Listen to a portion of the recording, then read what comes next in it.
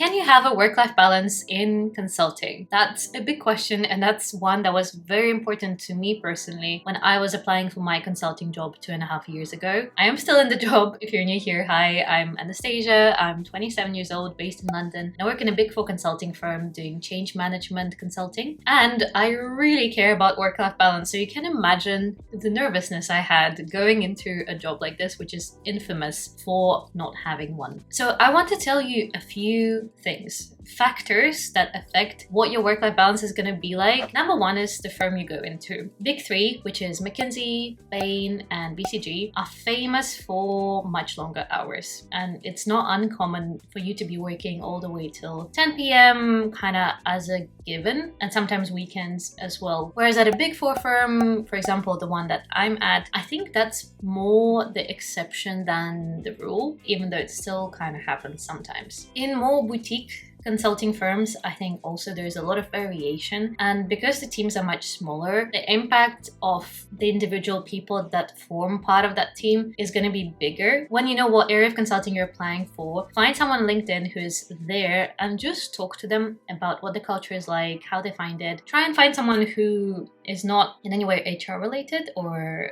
can in any way affect your application. Just speak with someone who is around your grade and will feel comfortable to be quite candid with you. Next one is the sector that you work in. I'd say that based on stereotypes, and this may vary, and of course project to project it's different based on the people you work with, but financial sector tends to be quite intense. Private sector has some variation, but on average it can be intense. And public sector is known to be a bit more chill. Again, very team dependent, very kind of niche area of consulting dependent. I know exceptions to all of these things. Next up, your manager will be a huge factor in your work-life balance. If they're online and they're asking things past your working hours, you will probably feel bad not being there, not replying. Also, the response of the manager to you not being online can be quite different. It can be fine. They might just be using the flexible working that consulting really supports a lot of the time. They might be looking after kids, and that's why they get their focus time in the evenings. So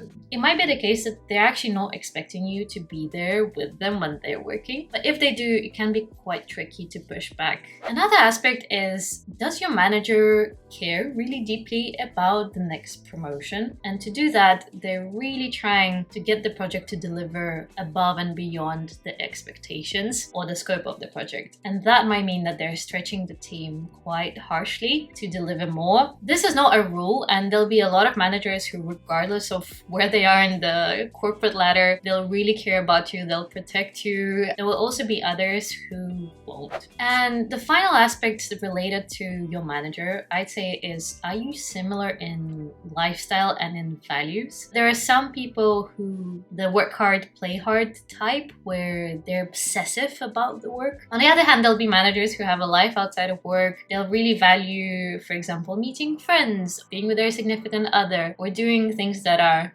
not work related. Next thing, and that's one to look out for, is there a lot of talk about accelerated timeline, dynamic environment, kind of fast paced, all of that jargon that people a lot of the time try and make sound exciting, like, oh, it's so high impact, we're really moving at such a pace. That is probably code for you will overwork a lot and it's going to be very stressful. So if you can look out for those little red flags kind of in the distance at the initial stage of considering a project, that might be something to just consider. And related to that is project resourcing. So if you have a chance to find out who else will be on the team, a few things to consider are, do you feel like there's enough people to deliver what you're being asked? Rates that are in the team, for example, if you're the most junior person there, you will be the doer of all the things. If you're in the middle, you will likely have some managing responsibilities of more junior people while also kind of managing upwards. If you're the most senior person,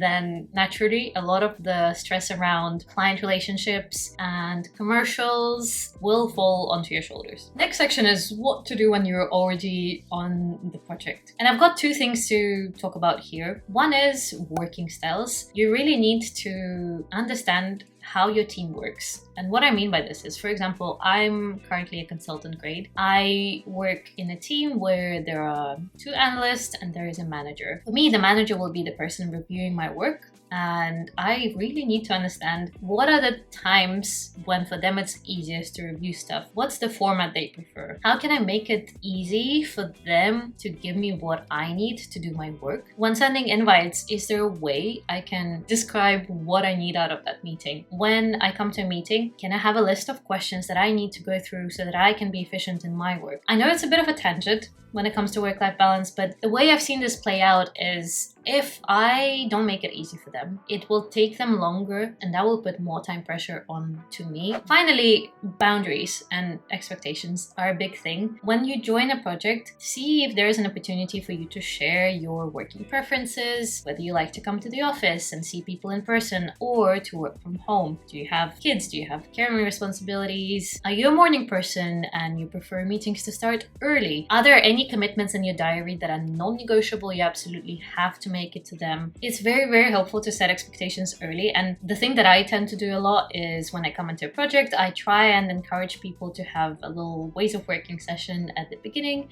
if it's not already planned. And I tell them that I'm not a morning person. I tend to start a bit later. I typically log on at 9:30, but I do work a bit later, typically until 6-ish p.m. I will obviously make it to all the 9 a.m.s if I need to, or if it's a client meeting. But my preference, if possible, would be to start a bit later and finish a bit later. The other thing I say is that dance is very important to me, and I've seen the impact it has on my mental health and physical health if I have to sacrifice that part of my life. I tell people that I've got 2 dance classes that I usually go to. It's a Tuesday and a Thursday. And I also tell people that I really enjoy in-person interaction. So I like to have a hybrid week where I go to the office about 2 to 3 times and I stay at home, say Monday and Friday, because I do laundry. If things are going wrong and you notice not just a one-off or stuff around a deadline, but a pattern where consistently you're being overworked, I think you should bring it up. Even if it's uncomfortable, even if it feels like it might affect the way people see you, if it's starting to really destroy your mental health is more important. It's hard for people to dismiss it. It's such a big topic. It's been kind of on the agenda of